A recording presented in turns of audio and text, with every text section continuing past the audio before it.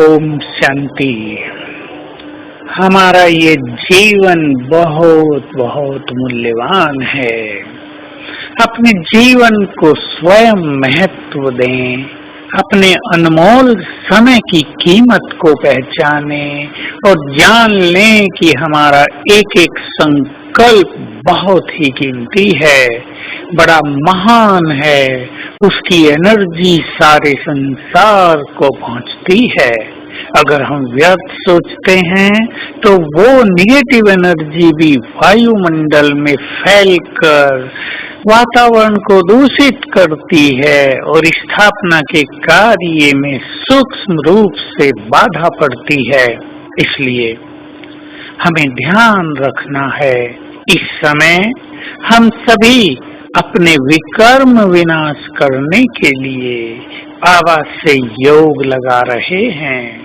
जितना पावरफुल हमारा योग लगेगा, अर्थात मन निर्संकल्प रहकर एक की याद में मग्न हो जाएगा, उतने ही हमारे विकर्म विनाश होंगे।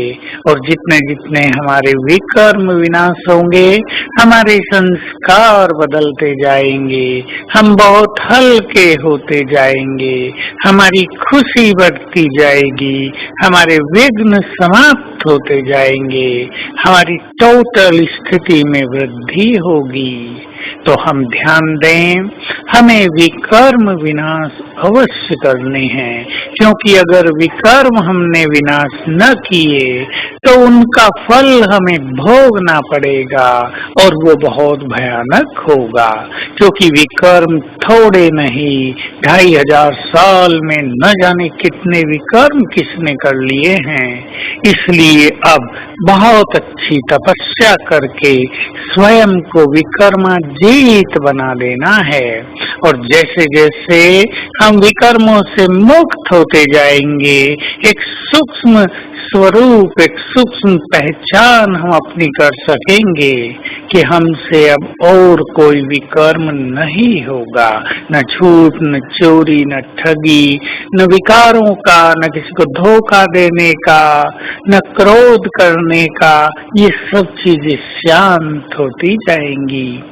तो हम विकर्म विनाश कर रहे हैं। हमें ये ध्यान रखना है कि अब हमारे सूक्ष्म विकर्म न होते रहें, क्योंकि अगर हम सूक्ष्म विकर्म करते रहेंगे तो उसकी सजा 100 गुनी हो जाएगी और हम हल्के नहीं हो पाएंगे। हम इन विकर्मों के बोझ से मुक्त नहीं हो पाएंगे।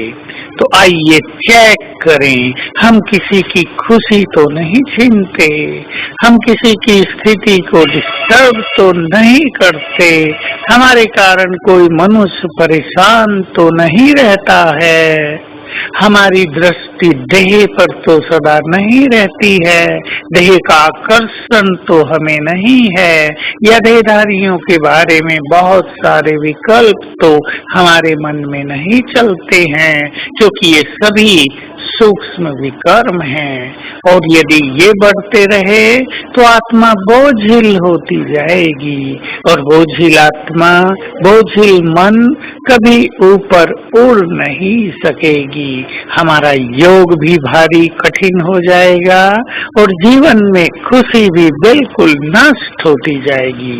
जिनको व्यर्थ बहुत चलते हैं, जिनका योग नहीं लगता, जो बहुत परेशान रहते हैं, समझ लें कोई ना कोई सूक्ष्म विकर्म अवश्य हो रहा है।